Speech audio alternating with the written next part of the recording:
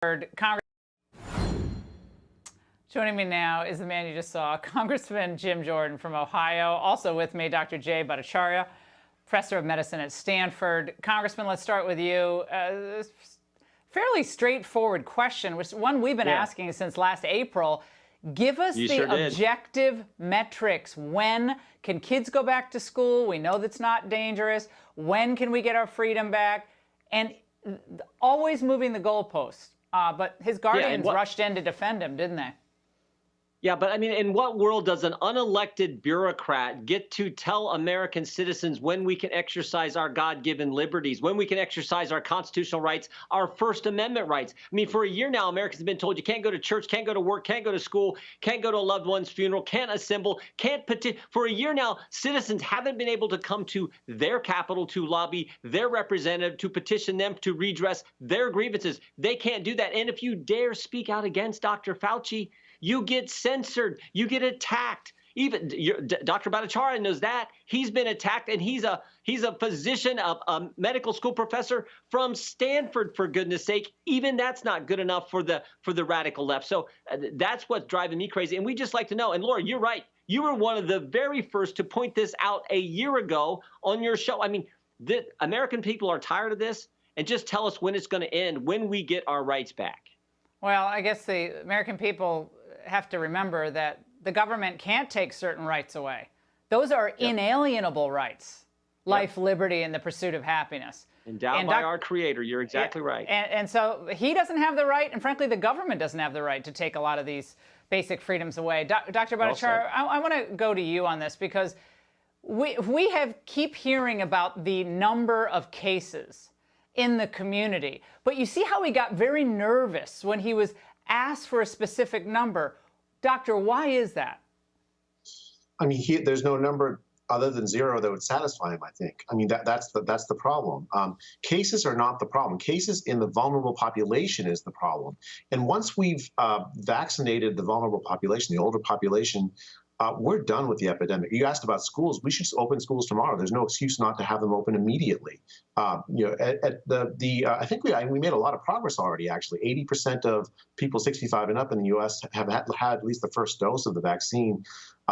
Dr. Fauci is probably the #1 anti-vaxxer in the country in some sense, because he has modeled behavior that has made people think the vaccine won't give you back your life, but it will. It's an incredibly effective vaccine. He was wearing a mask. He's been vaccinated. I don't really understand what he's trying to do here. And I completely agree with Representative Jordan that the Dr. Fauci seems utterly blind to the collateral damage from the lockdown, including our liberty, but also our health, other health needs. Now, Congressman Jordan, later in the hearing, and I think a lot of folks missed this, you continued to press Dr. Fauci on when we could fully open the country. Give us your best guess then. I just did.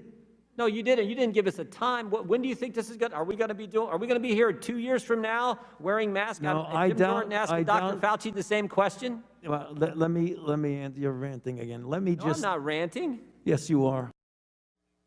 So that was a personal attack. I mean, will we have the Rose Parade in 2025? The Super Bowl fully attended in 2026? I mean, Congressman Jordan, he doesn't want to be specific, ever.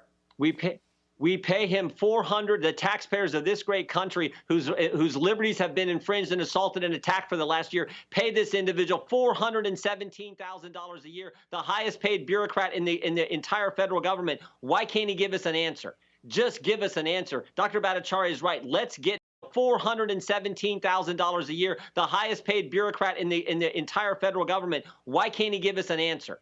Just give us an answer. Dr. Bhattacharya is right. Let's get back to allowing this country to flourish like it was before this virus hit the country. It is so obvious that we need to get back to normal, get back to respecting the Constitution.